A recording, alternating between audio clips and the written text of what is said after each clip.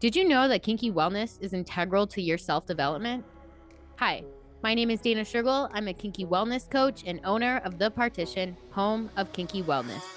Each Monday, I bring on a guest to discuss why kinky sexual wellness deserves a seat in the wellness conversation. You can catch my solo shows on Wednesdays, but let's jump into it. Hey, and welcome back. On this episode of the Partition Podcast, we're exploring the multifaceted world of swinging with Dan and Lacy of Swing Nation. Dan and Lacy are a non-monogamous married couple who host one of the highest rated lifestyle podcasts on Apple called the Swing Nation Podcast. If you're curious about swinging, then this episode is for you because today, Dan and Lacy will be sharing personal stories, practical tips, and expert insights. So let's welcome Dan and Lacy to the show. Hello, Dan and Lacy. How are you guys doing today? We're doing good. We're happy to be here with you. Well, I'm very excited that you guys are on the show because I'm excited to actually touch base on the basics and what everyone needs to know about swinging. So I want to start with a little bit about you and welcome you to the show and kind of your history and how you got into swinging. Absolutely. So we're Dan and Lacy of the Swing Nation podcast. And we've actually been in the lifestyle for a while. So me and Lacy have been swingers or non-monogamous for almost 7 years now. And then about 5 years ago, we met in the swingers lifestyle. So we were both on websites. I was traveling for work, and I was in her town, and she actually sent me a message and said, how are we both singles in the lifestyle and in the same town and not know each other? And I responded, well, I'm actually not from here, but I would like to get to know you if you'd like to get to know me. And then later that night, she showed up at my hotel room, and we've basically been inseparable ever since. Yeah, well, we didn't originally think we were going to date or be together. We just kind of were like, well, we'll just hook up and hang out when he's in town because he visited quite often. But he just couldn't get rid of me. I just always kept coming back. So what pushed you guys to be kind of the leading voice and to make a splash and bring awareness to swinging? Well, we didn't really intend to. I think that's kind of what makes our story kind of cool. We're almost 40, and so we didn't really know a lot about TikTok. I mean, we knew some. It was right after COVID, and where everybody was on TikTok, and I used it, just scrolled, never made any videos. And Dan was like, "Let's make a TikTok," and he told me to put a pair of earrings on and turn the pineapple upside down, which an upside down pineapple is a symbol for swinging. I did that and sent it to him, and that video hit 11 million views within just a few days. So very quickly, not only did we out ourselves, but basically everybody saw that video. Everybody saw it. So our family, our friends, our coworkers, and 11 other million people saw it too. So we never intended to have a podcast or a platform or anything. We just kind of stumbled into it. Absolutely. Now, I do have a question actually about the pineapple. How did that become the symbol of swinging? Or has that just always been the thing? Yeah, it's a whole story, and it's kind of heavily debated. But the gist of it is a pineapple is used for hospitality, and that kind of goes back to when you used to have to sail across the ocean and go to an island to get a pineapple and then sail back across the ocean. It was like an expensive fruit, so rich people would offer it to their guests, and it was, you were somebody if you could give pineapples to your guest. And so it kind of became this ultimate symbol of hospitality if you were giving away pineapples. And then swingers have kind of adopted that because if sharing a pineapple, an expensive pineapple with somebody is a sign of hospitality, certainly sharing the most valuable thing to you, which is the partner that you love, it kind of goes hand in hand. So they kind of adopted the pineapple. And then if the pineapple's upside down, that means you're actively seeking people to share with. But people come to us all the time. They're like, do you actually put a pineapple upside down in your shopping cart and go around the grocery store and look for people? And the answer is absolutely not. We've put it upside down to make funny TikToks, but not to actually seek people out. Now with the internet, you don't have to go to those links to find people. You just go online. Like we've had people comment on our TikToks and say, I put my pineapple upside down and walked around the grocery store for an hour and nobody said anything to me. Well, they're not. That's just not how it works anymore. Yeah, because I don't think it's, for my perspective, I didn't know what that actually, I know from what you guys have posted about the upside down pineapple, but I didn't know that beforehand. Yeah, and honestly, not all swingers really use that. We've met some swingers that don't embrace that at all. Others heavily embrace it. So it just kind of depends on who you meet. I mean, there's also a lot of other symbols too. Flamingos, gnomes, what else, Dan? White rocks. There's a bunch. A Yeah. black ring on your right hand. There's a lot of different things. So depending on the couple, probably where you are in the country is really what they use. Okay, so good to know. And would the flamingo also be upside down, or is that something just right side up? I don't think so. I don't think so. I don't even know where. I think that's a Florida thing. Yeah. That kind of got spread around. But obviously, there's tons of people in Florida with flamingos in their yard that probably aren't swingers. So it's just kind of another one of those urban legends that maybe has a smidge of truth behind it Well, somewhere. and there's also people that like pineapples that don't. Like we, again, get a lot of comments. My next door neighbor has a pineapple shirt. Do you think I should ask them if they're swingers? No. Now, like maybe if they have a hot tub, a smoking hot wife, they travel all the time, have it upside down in the window, maybe they might be swingers, but that doesn't necessarily mean they are. Absolutely. So just to get back to the basics of swinging. So what is swinging? So it's again, it's one of these umbrella terms, right? So swinging, non-monogamy, swinging is kind of a form of non-monogamy. It's generally you share your partner with other people. Within that, some people just share their wives with other women, with other men. Some people, it's just a husband. Some people play together. Some people play separately. But if you're non-monogamous and share your partner with others sexually, you're probably a swinger. And that includes threesomes. I don't think a lot of people realize that if you have a threesome, that is a form of non-monogamy and swinging. Well, that's a good valid point. And actually, I think that needs to get put out more, actually. Yeah, it's funny. We've met several people that be like, I could never be a swinger, but my wife has a girlfriend and they're allowed to have sex. But we would, and it's like, well, that's kind of the same thing. So yeah, there's definitely several niches within the swinger community, but if you're doing some kind of partner sharing, you would be considered part of the community.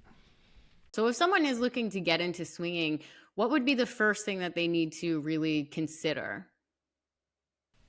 I think they need to do their research. I don't think that's something that you can just jump into because once you've ripped that Band-Aid off, there's really no going back.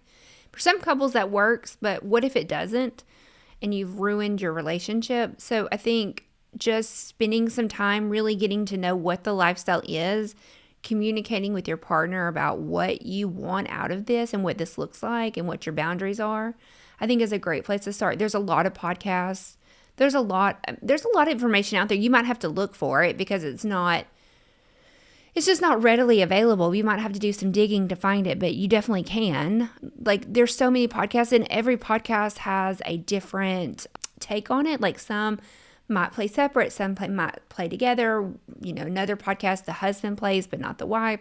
So you're going to need to find what works for you. I think also joining some of the swinger websites that are out there and just look what other people are looking for and talking about those things is a good place to start because you might not know that there are things, they might not even know what all is out there.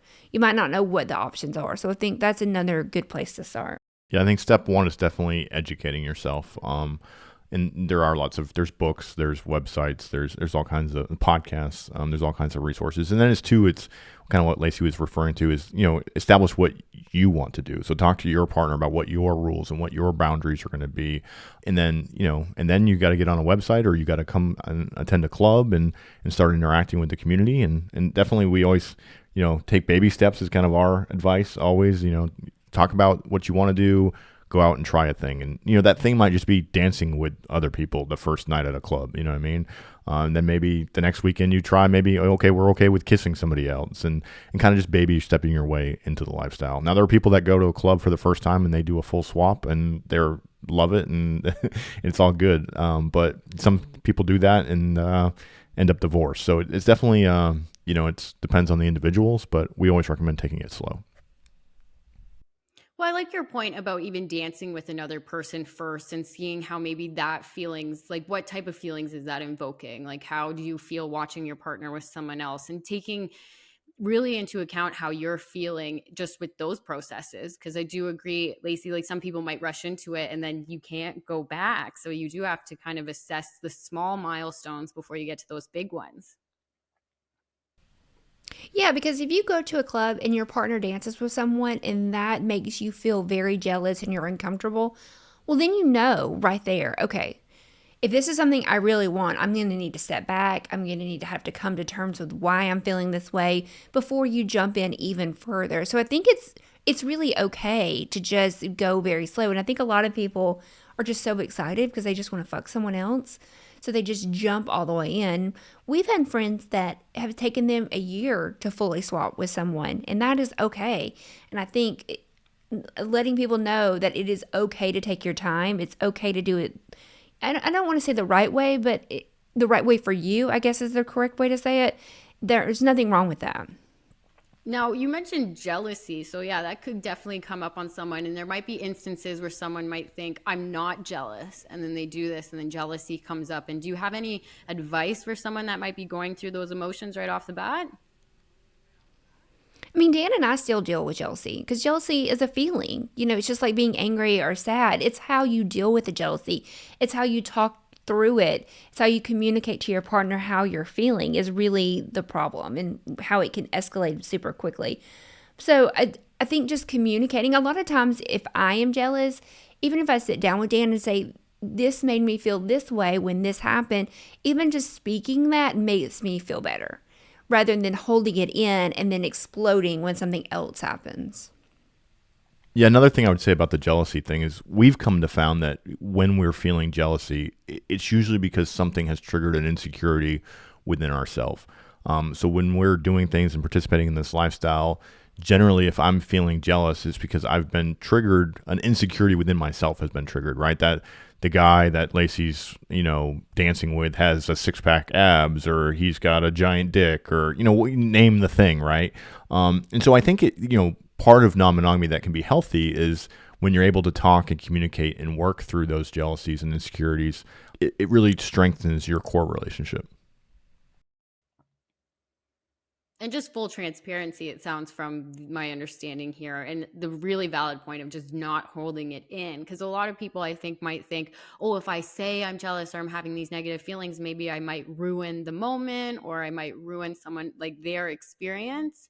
And so it isn't about that. It's just being honest about what's going on. Yes, but you can also choose when you say it. So like if you're just kind of feeling something and it's not so bad that you want to like ruin the night, you might just hold it in until you're walking back to your room that night. Or even the next day. Sometimes sleeping on it and really thinking about it will make you feel better. And then maybe the next day you communicate, this is how I felt. But now that I've slept on it, I feel a little bit better, but I still wanted to communicate that I was feeling this way. If you hop up in the middle of sex and like start screaming, well, yeah, you're probably going to ruin everybody there's night. Mm-hmm, mm-hmm. So are there any like rookie mistakes that people can make when they go into, or misconceptions when they enter the swinging lifestyle? A ton. Yeah, there's a lot. The biggest one we always say is don't drink too much. So what happens often is when people go to their first club or meet a couple for the first time, they have all these nervous energy, and what people tend to do to overcompensate for that is turn to alcohol. And then, as you can imagine, if you have heightened states of emotions and then heightened levels of alcohol, that's just a recipe for disaster. So I would definitely say over drinking is a big newbie kind of mistake.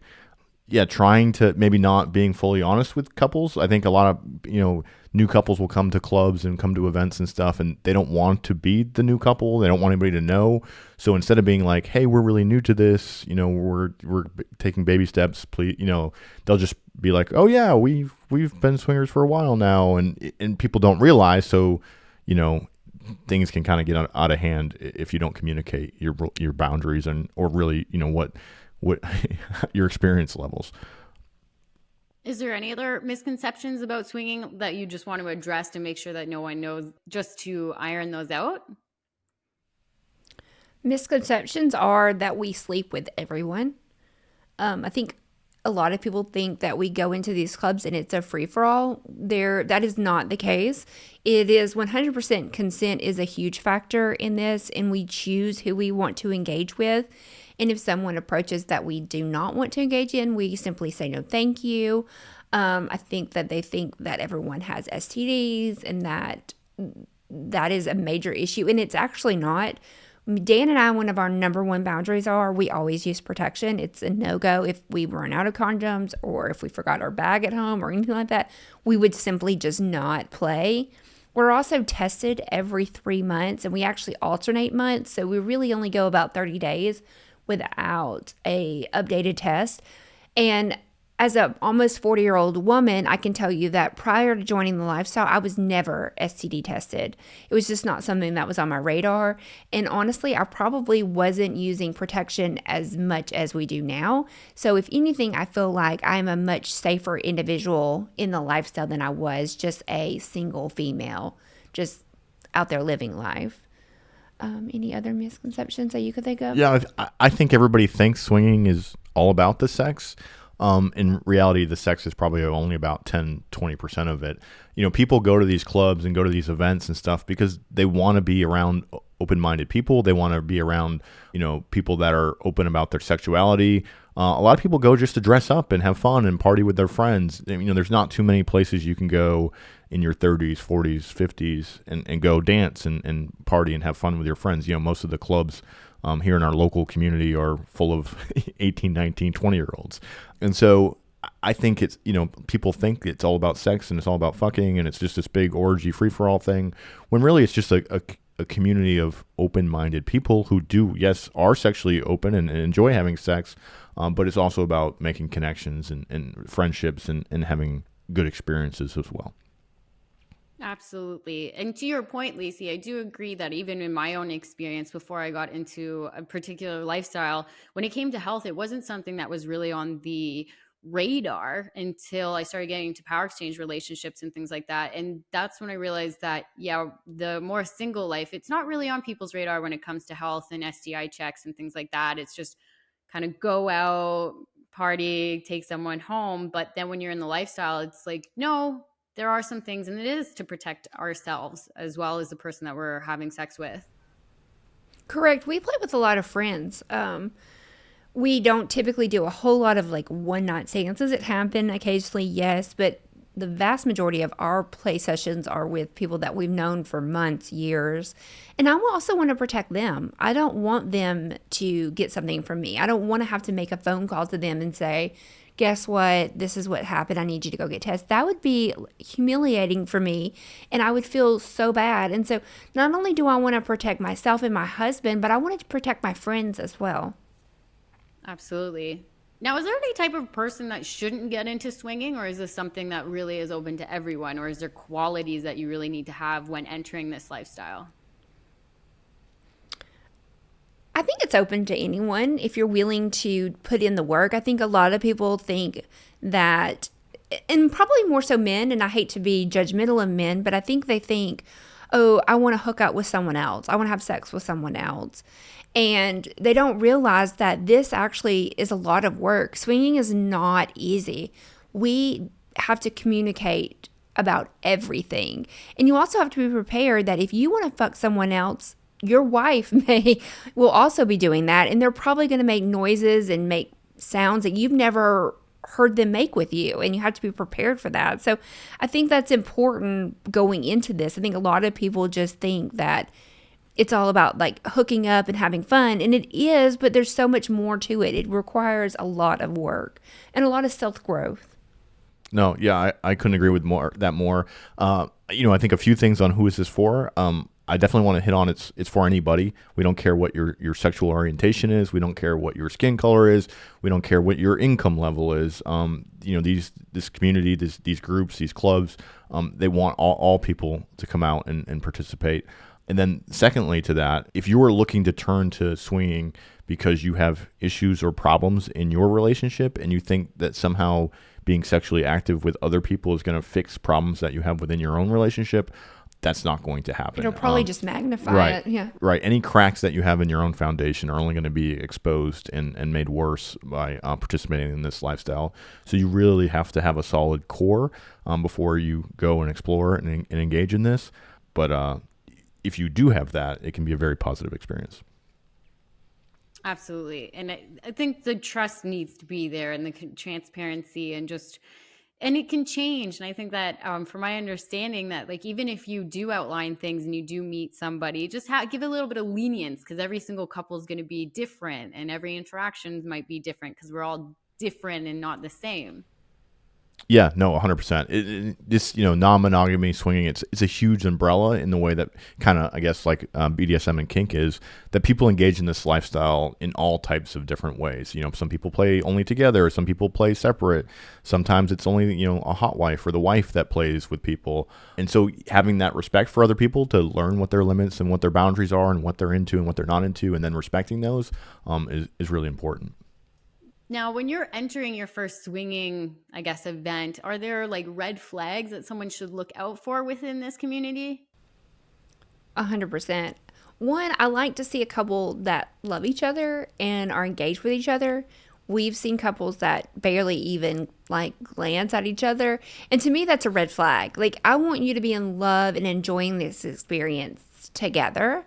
That's a red flag. What else? Overly drinking is a red flag.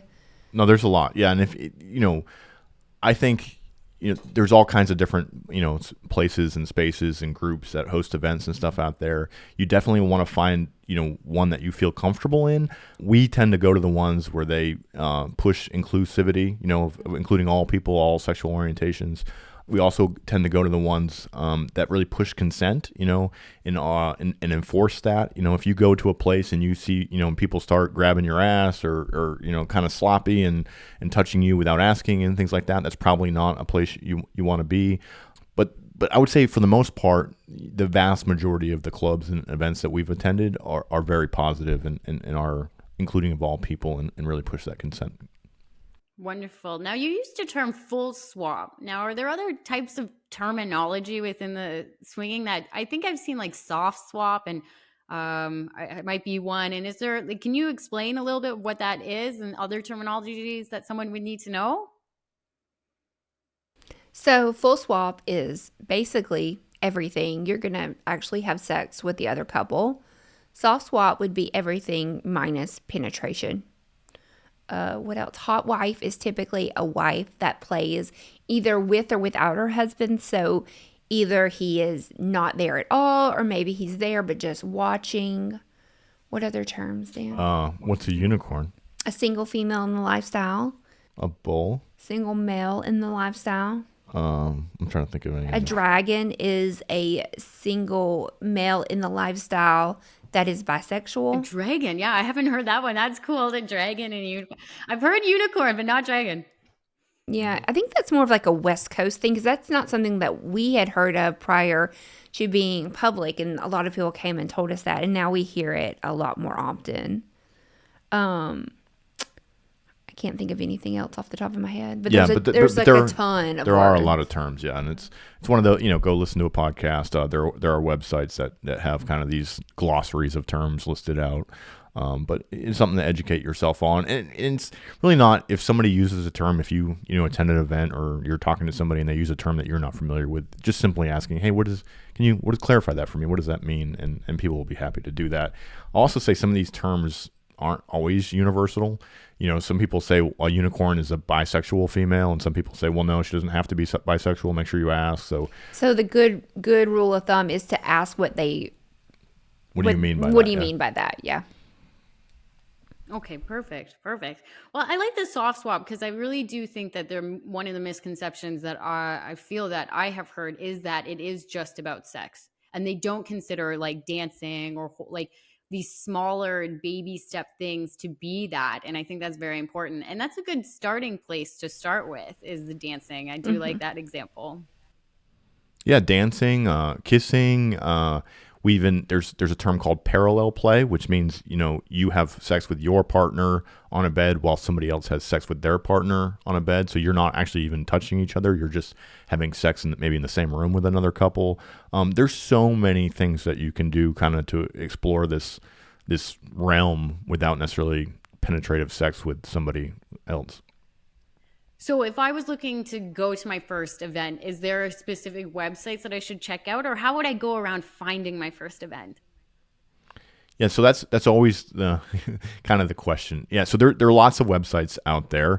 The big three are SDC.com, SLS.com, and then Cassidy.com are kind of the big three. And then there's several other spinoffs. Honestly, join one of those. They seem to be regional. You can if you listen to our podcast, if you go to theswingnation.net, we actually have free trial links for all three of those. So you can get signed up for maybe a couple, see which ones work best for you in your area, and then once you get on one of those websites, they'll list the clubs, the hotel takeover groups, and kind of the functions that are happening within your area on those websites, and that's a good way to connect with people.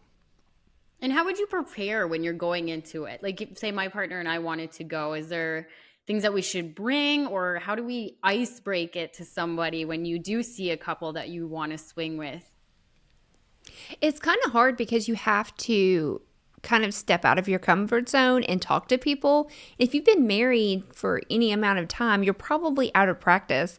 And usually in a couple, one or both are introverted and not super comfortable having those conversations anyway. So unfortunately, you just have to push yourself. You have to talk to people. If you go and stand in the corner and expect people to approach you, you might be disappointed. You actually have to put in the work and really get to know other people and make a move. Yeah, and the other thing, so I'll say, is when you start looking at clubs and events like that, you'll notice almost all swinger parties are some kind of theme party. So they'll, it'd be like white dress night or glow night, or there's all kinds of themes. So if you're attending a party, you can dress in that theme, or you can just attend in kind of like cocktail wear. Yeah, just whatever makes you feel the sexiest. And so that, that's what you would wear, and people ask us that all the time. And then, it's basically what a swingers event is, whether it's a hotel takeover or a club or something like that. It's dancing and drinks for, the first half of the night. Then usually around 10, 11, midnight, you'll see couples will start to break off and go into the back rooms. And so most of these events have some kind of play space where there's bedrooms. Tends to be a mix of private rooms where you can close the door, and public rooms, which are big, orgy type spaces. And couples will start breaking off and go into those areas. So if you met a couple and you were dancing with them and you would hit it off with them, you would simply be like, hey, would you guys like to go to the playroom? And they're going to say, yes, or they're going to say, no, thanks, we're good for tonight, and you'd go or you wouldn't go. You can also just exchange information and chat with them further and work up to that. I mean, there's all kinds of things to do. Or you could go by yourself. Like me and Dan, we were on a swingers cruise last week. 2 nights out of the 7, we just went by ourselves to the playroom and just had sex with people watching and just hearing the other noises. And that itself can be super hot. And I don't want to discredit from that, because that is a very enjoyable experience for me, at least. Was for me too, for the record. Well, a cruise, yeah. Can you can you dive into a little bit of what to expect if someone was to go on a swingers cruise and how that experience was kind of like? Because I actually think that is so exciting. That sounds so much fun what you guys went on. Well, was our very first one, so we really didn't know what to expect, but it is very similar to kind of what Dan just explained as far as like a club night, except for it's an all-day thing. So for the most part, during the day, anything indoors, you have to be clothed. So anything indoors was pretty normal cruise. You had the buffets and the dinners and all that. But by the pool, you could be nude or topless, but there was no sexual activity. You had to, they had some pool games and stuff like that kind of pushed the lines, but nobody was actually doing any kind of sexual acts or anything like that. It's more just nudity.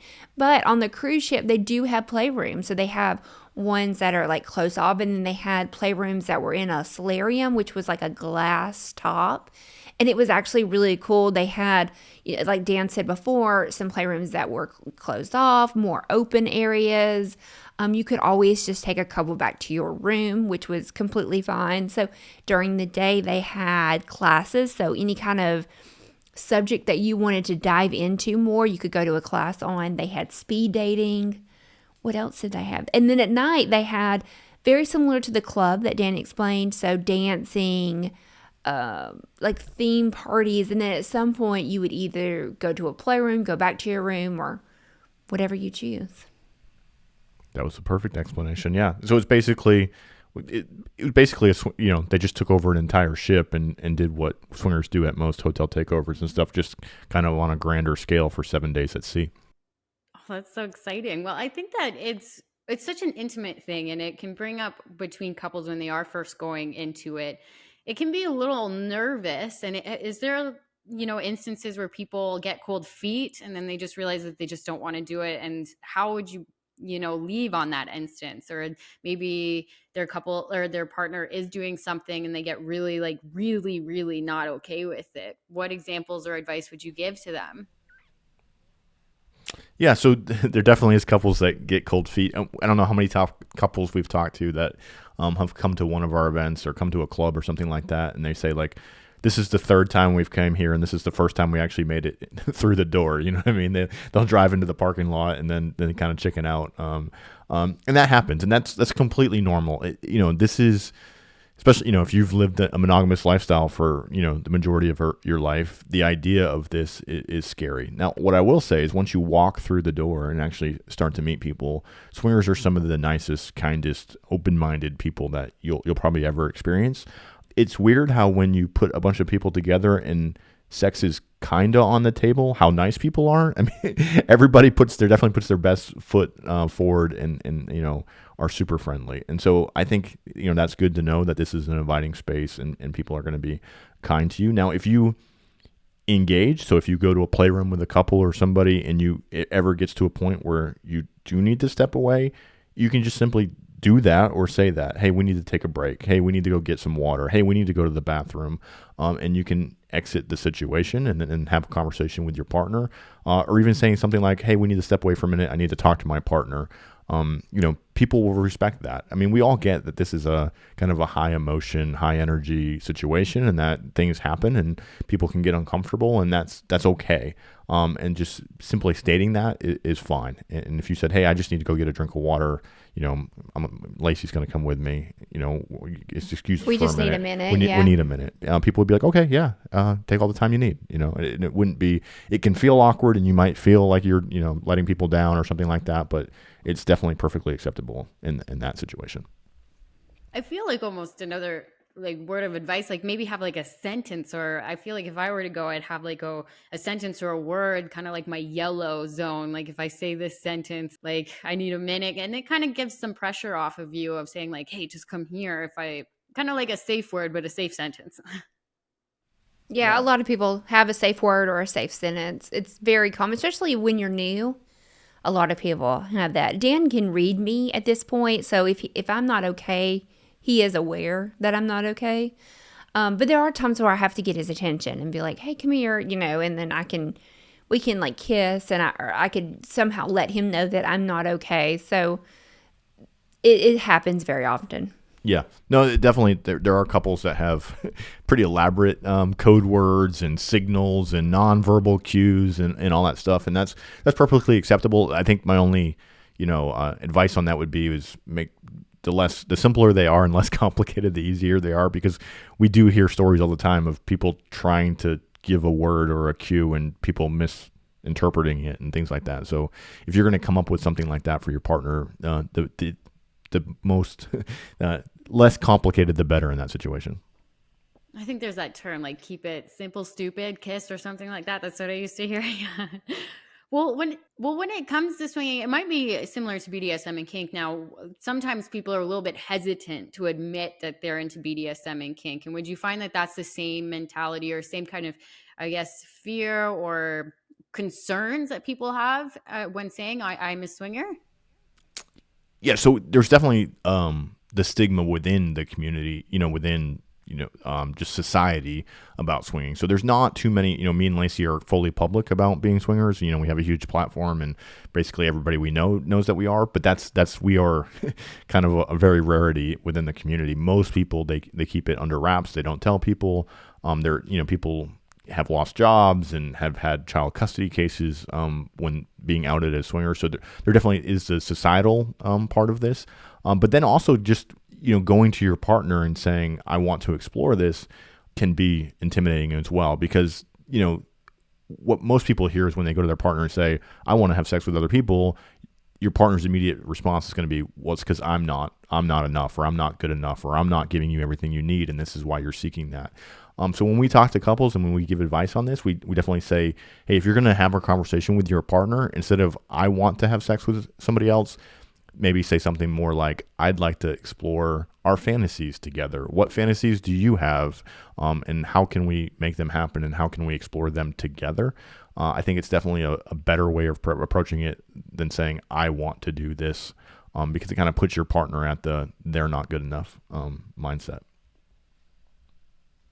I think that's a very valid and very thoughtful thing to say, because I do think that it can strike up a bit of insecurities in the other partner. And so how we deliver this is also something that's important that people should say, and not just blurting it out, because it can be misinterpreted to a performance issue.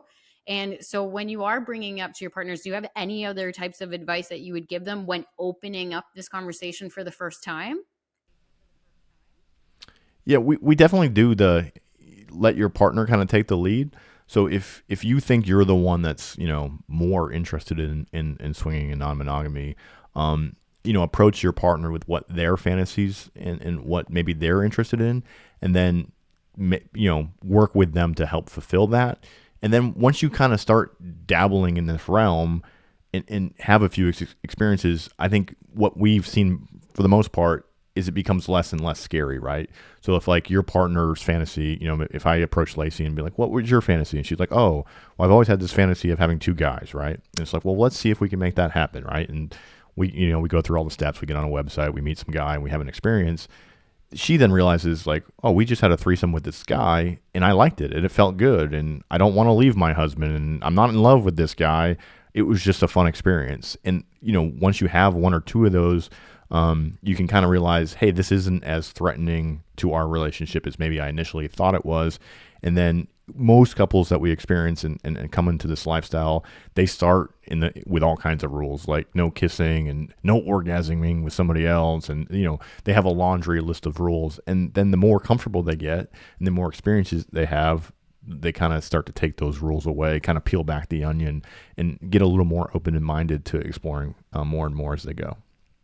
Well, I think that's also something too. Another stigma or some sort of misconception is that when you get into swinging, somebody's going to automatically leave the other person. Yeah, but why would they? That's what we joke about all the time. Why would we want to be with someone else when we can be with each other? We can have our life and we can have this home and the sense of family, and we can still get to explore all of our kinky fantasies together as a couple. It seems kind of crazy, in my opinion, to go seek something else when we have kind of basically everything together. Yeah, we get that a lot, right? The only reason you're doing this is because it's an excuse to cheat on your partner and things like that.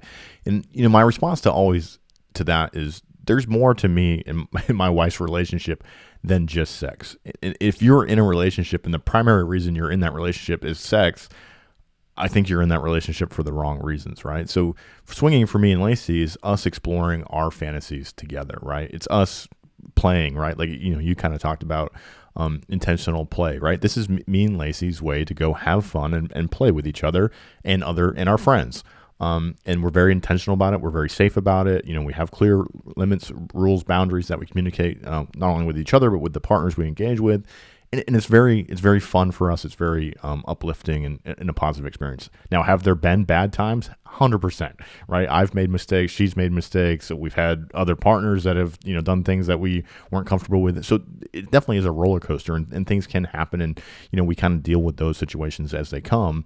But ultimately, Lacy's my partner. She's the one I want to share my life with. She's the one I share my house with. We own businesses together. We have children. And this is just sex. It's just like us exploring fantasies together, and it enhances our relationship, not takes away from it.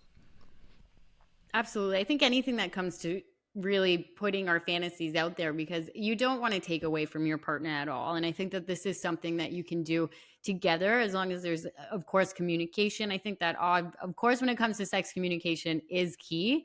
But do you have, like, when you're mixing another couple and say something has a fallout, is there any advice that you have? Like, say maybe a couple and a couple that were doing things together and then things just split off. Any advice if something were to happen there? Yeah, so it happened. So, you got to think. The funny thing about swinging is it isn't easy, right? So if you think about all the issues that come up when you're dating as a single person, right? All those interpersonal communication issues that can happen between you and a single partner. When you're engaging in this lifestyle, you're doing those same things, but with 4 people, right? So getting 4 people on the same page and able to connect is a very difficult thing. It's not as easy as people would think. And then, all the issues that can arise in normal relationships can arise in those same relationships that you have with other couples. Sometimes relationships just run their course. You run into differences of opinions or different wants and different needs. And when that happens, you just kind of, you separate, and hopefully you can do that, respectfully as adults and not have conflict, but sometimes conflict happens. I think ultimately for me and Lacy, we always put our partner first, right? So it's about me and Lacy, and I'm always going to put her needs and wants and desires in our relationship above anything else.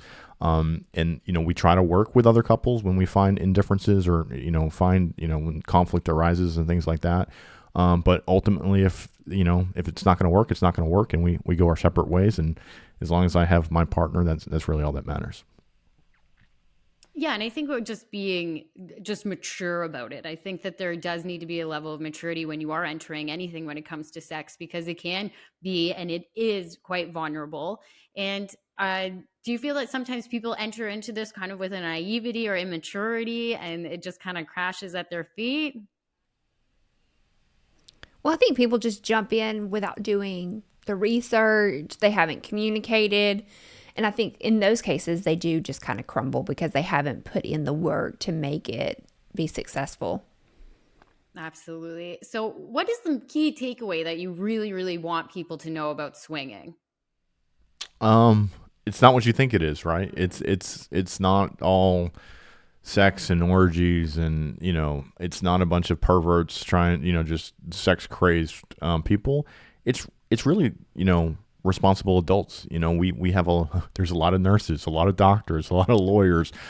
Your neighbors are probably coming to these parties and attending these events. Teachers at your kids' school. Teachers might be. We've run into all types of people that engage in this, and most of them are very responsible adults that just have kinks and wants and desires, and they use this as an outlet to explore those things.